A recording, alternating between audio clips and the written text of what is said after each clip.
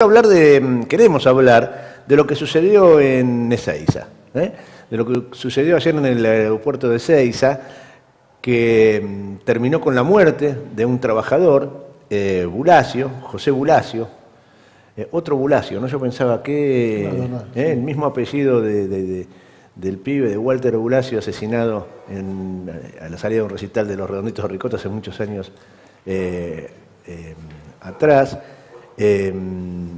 Y decía, bueno, la tragedia esta de Ezeiza, ¿no? Donde se derrumbó un andamio que fue enganchado por una grúa, ¿no? Y que terminó derrumbando ese andamio en una zona que se estaba construyendo. Y uno dice, bueno, ¿eso fue un accidente? Bueno, tiene una parte de accidente. Sí, ahora, ¿todos los accidentes son solo eso? ¿Son casualidades? ¿Son cosas inevitables? No. Por lo general, y aparte cuando se habla de obras en construcción, lo que hay que hacer es extremar las medidas de seguridad. Y lo que hay que hacer cuando se está al frente de ese tipo de obras, o cuando están los funcionarios, es ejercer los controles y escuchar lo que dicen aquellos encargados de controlar. Y en esta obra en Ezeiza había habido advertencias, como ha habido advertencias, Gustavo, a lo largo de los años, en cada uno de los episodios que terminan con hechos luctuosos, dolorosísimos, con muertes. Hubo advertencias del área de trabajo que estaba inspeccionando la obra, hubo advertencias del sindicato diciendo acá no están capacitados los trabajadores. Bueno, nadie escucha eso, y lejos de escuchar, no solo no escuchan y no toman medidas, sino que además fuerzan la máquina. ¿Y por qué fuerzan la máquina? Forzar la máquina porque Macri, el presidente, quería inaugurar ese sector de aeropuerto en Ezeiza el día lunes, porque a partir del martes ya no puede hacer más inauguraciones de obra como presidente. Entonces forzó la máquina. No solo no respetó, no tomaron en cuenta las advertencias, los señalamientos que hubo desde el área de protección del trabajo o desde el área del sindicato, de la UOCRA, diciendo que los obreros no estaban capacitados, que faltaba medida de seguridad, etcétera, etcétera, etcétera, sino que decidió incrementar el ritmo de trabajo. Y allí donde había 50 trabajadores metieron 200. Bueno, y después pasó lo que pasó. Entonces, claro que las probabilidades de un accidente, de una tragedia, se multiplican, se aumentan. El saldo de lo de ayer es un trabajador muerto, José Bulacio. 13 heridos, uno que está peleando por su vida. Veamos, recién veíamos las imágenes de lo que pasó ayer, imágenes tomadas por los trabajadores en el momento del rescate. Y escuchemos lo que decía el médico del hospital hoy a la mañana respecto de quienes llegaron heridos y el tratamiento que recibieron y el trabajador que está grave. Les voy a comunicar el parte actualizado de los pacientes que ingresaron el día de ayer. Como es de conocimiento público, ayer el accidente que hubo en Ezeiza recibimos nosotros un grupo de heridos, de los cuales el parte actual es este.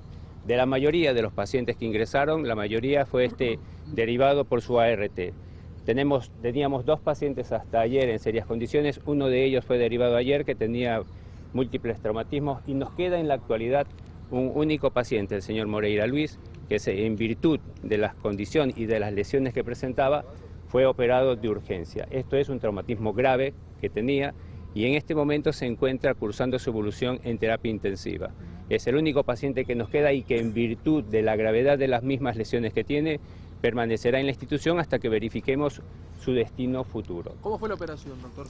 En virtud de las lesiones que tenía, un trauma grave de cráneo, fue operado por el equipo nuestro de neurocirugía. La cirugía consistió, como protocolo corresponde, en la descompresión de este cerebro que estaba pues bastante traumatizado. ¿Se evalúa el traslado, doctor? Efectivamente, vamos a verificar en las siguientes horas, en virtud de la condición en la que se encuentre, la posibilidad, siempre valorando la seguridad del paciente, la posibilidad de su derivación. ¿Cómo es la respuesta del paciente en estas horas? En este momento el paciente, como corresponde, se encuentra en coma farmacológico. Bueno, ahí el informe del médico. Seguimos un poco con esto y después quiero hablar de otra cosa que tiene que ver, Gustavo, con TLGT, ¿no? ¿Quién hacía la obra? ¿No? Y cómo esta cosa de contratás una empresa, TLGT, que casualmente es de el hermano de la vida de Macri, de Nicky Caputo. Bueno, ya dicen que ahora ya no es más, que todavía están en el mismo edificio, TLGT y las oficinas de Caputo están en el mismo edificio, pero es una casualidad.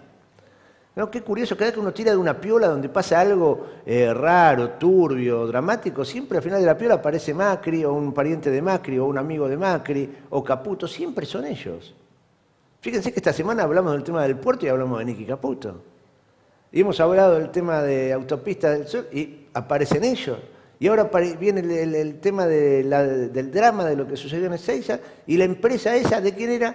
Hace un tiempo, entre comillas, de Caputo. Pero además Caputo, no solo esa empresa, que era de Caputo, esa TLGT, no hace la obra, sino que contrata a otras empresas para que hagan la obra. Es muy raro todo eso, Gustavo.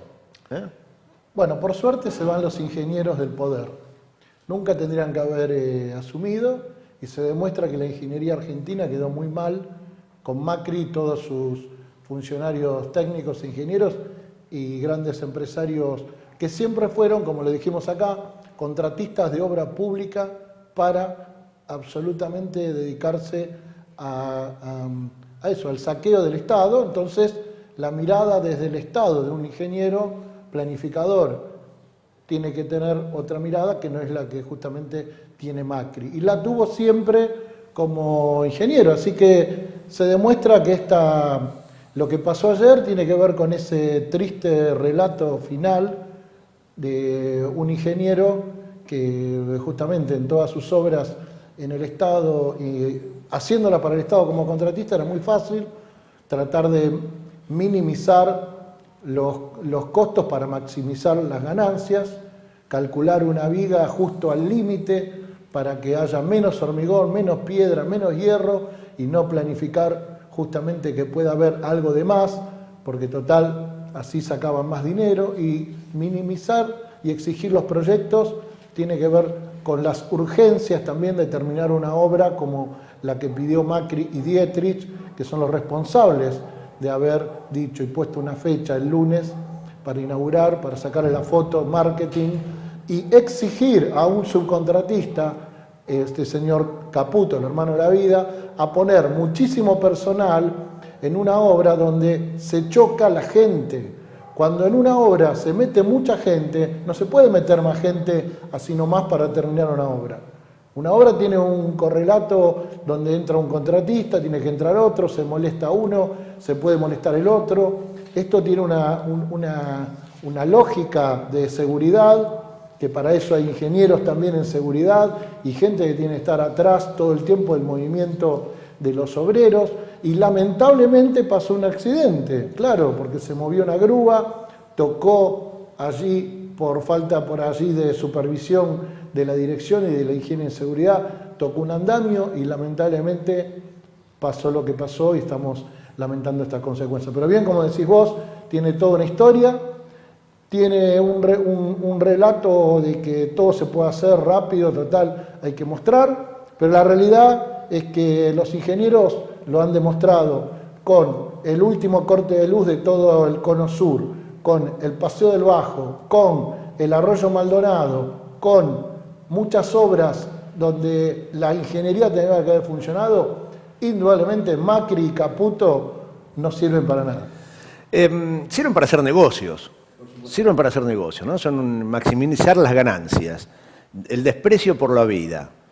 Porque esto no es que, insisto con esto, saquémonos la idea de que esto fue un accidente, y solo un accidente, bueno, a cualquiera le puede pasar. No, les pasa a esta gente, y no es la primera vez que les pasa, no es la primera muerte que sucede por negligencia en la gestión de Mauricio Macri. No es la primera. Podemos hablar de Iron Mountain, podemos hablar de Time Warp, la fiesta electrónica, en condiciones de ilegalidad, donde funcionarios del gobierno y familiares de funcionarios macristas estaban involucrados directamente. ¿Podemos hablar de Maldonado? Sí, quería llegar al final. Podemos hablar de Beara, el boliche Beara, que se derrumbó y no había controles. Podemos hablar del gimnasio de Villa Urquiza. Podemos hablar de Geriat. Bueno, podemos hablar de muchas. Podemos hablar del Maldonado, como señalaba Gustavo. Nosotros, hace un poquito tiempo atrás, cuando Macri en plena campaña dijo, no se inunda más, carajo, Sí. Y nosotros acá les contamos la historia del Arroyo Maldonado y lo que habíamos actuado con Gustavo y quien les habla, y Facundo Di Filippo, y las presentaciones, la denuncia penal que le hicimos a Macri y a todos sus funcionarios, y a Angelo Calcaterra, y la denuncia que hicimos en la ciudad de Buenos Aires, por una obra que estaba mal hecha, sin controles, con sobreprecios. Bueno, y que le ganamos en la justicia, ¿no? Pero con la complicidad de los jueces, de algún juez que estiró tanto, dilató tanto las cosas, que cuando tuvo que fallar dijo, bueno, tiene razón los que hicieron la denuncia, está todo mal, pero ya está terminada la obra.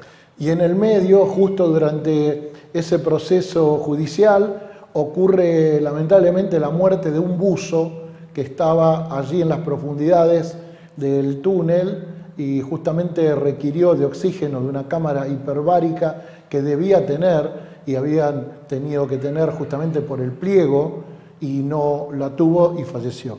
Estamos hablando un buzo, porque se estaban haciendo los túneles en ese momento a mucha profundidad, 40 metros de profundidad, metido debajo de la tierra. Sí, bueno, necesitaba de esa experiencia y las recomendaciones, las indicaciones, la obligación del pliego era que tuvieran las condiciones de seguridad, como también era requisito en la obra de Ezeiza que hubiera condiciones de seguridad. Y también hay que recordar que en esa obra del Maldonado fue financiada por el Banco Mundial.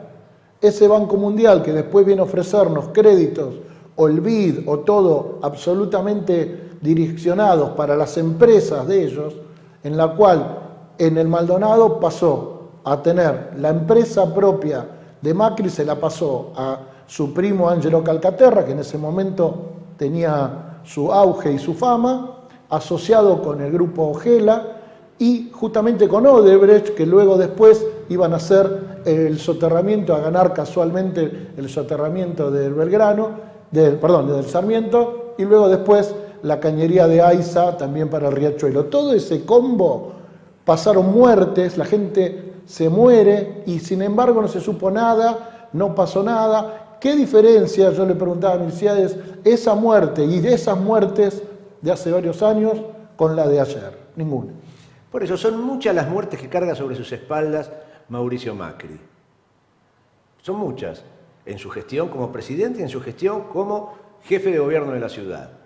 Y no hay que soslayar cuánto incidió en el triunfo de Mauricio Macri en el año 2017 el drama, la masacre de Cromañón, en la cual nosotros tuvimos muchísima participación en la investigación, en la denuncia contra el ex jefe de gobierno por las irregularidades que se habían llevado adelante, pero Mauricio Macri y todo su séquito, toda su banda de saqueadores, parecían tener un discurso respecto a ese tema en su momento, y con el correr de los años demostraron que no hicieron lo mismo, hicieron las cosas peor todavía, aún peor, y tratando de cubrir más los ilícitos que cometían. De hecho, en el Maldonado, lo habrás dicho en esa oportunidad, el director de obra justamente era uno de los implicados en la responsabilidad del tema electromecánico y de la habilitación, el ingeniero Eduardo Samuel Cohen. Bueno,